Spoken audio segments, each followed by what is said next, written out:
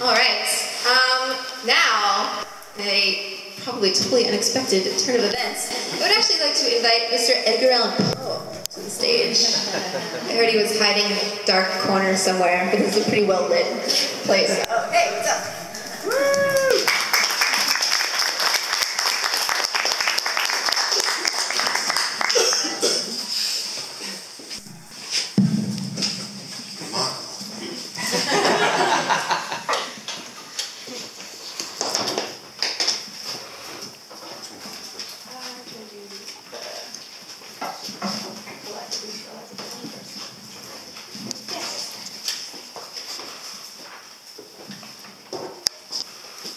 Does this thing function?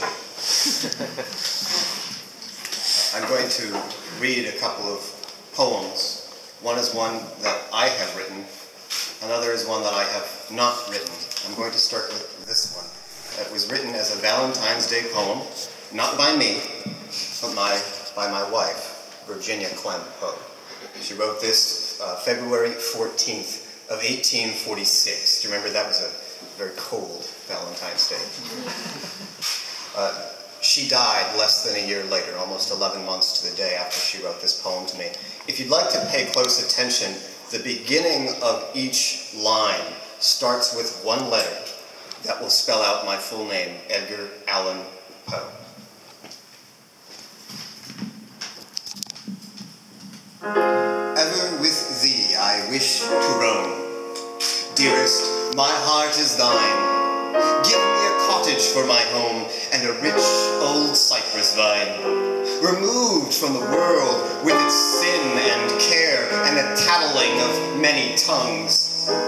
Love alone shall guide us when we are there. Love shall heal my weakened lungs. And oh, the tranquil hours we'll spend, never wishing that others may see. Perfect ease we'll enjoy, without thinking to lend ourselves to the world in its glee.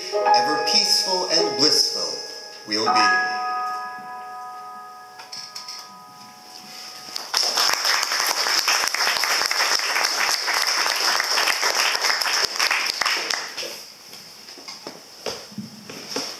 This one was written by me about a year earlier, in 1845.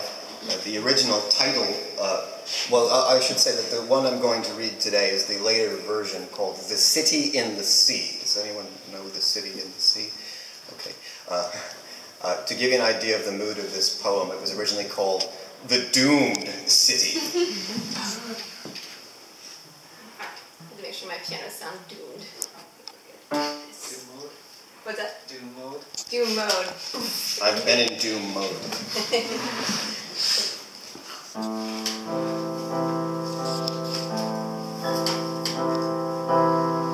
Lo, death has reared himself a throne in a strange city, lying alone, far down within the dim west, where the good and the bad, and the worst and the best have gone to their eternal rest.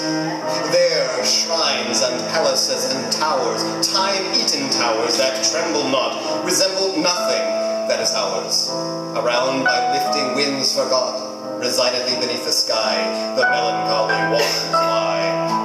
No rays from the holy heaven come down on the long night time of that town, but light from out the lurid sea streams up the turrets silently, gleams up the pinnacles far and free, up domes, up spires, up kingly halls, up fanes, up Babylon-like walls, up shadowy long-forgotten bowers of sculptured ivy and stone flowers, up many and many a marvelous shrine whose wreathed friezes intertwine the viol, the violet, and the vine.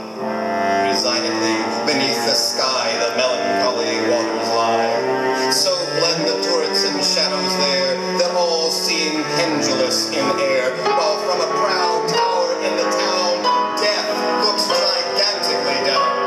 There open veins and gaping graves yawn level with the luminous waves, but not the riches there that lie in each idol's diamond eye. Not the gaily jeweled dead tempt the waters from their bed, for no ripples curl, alas. Long along that wilderness of glass. No swellings tell that winds may be upon some far-off, happier sea. No heavings hint that winds have been on seas less hideously serene. But lo, a stir is in the air.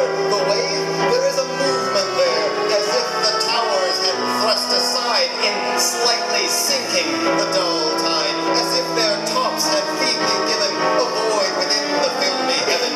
The waves have now a redder glow, the hours are breathing faint and low, and when amid no earthly moans, down that town shall settle hence. Hell, rising from 1,000 thrones, shall do it. Reverence.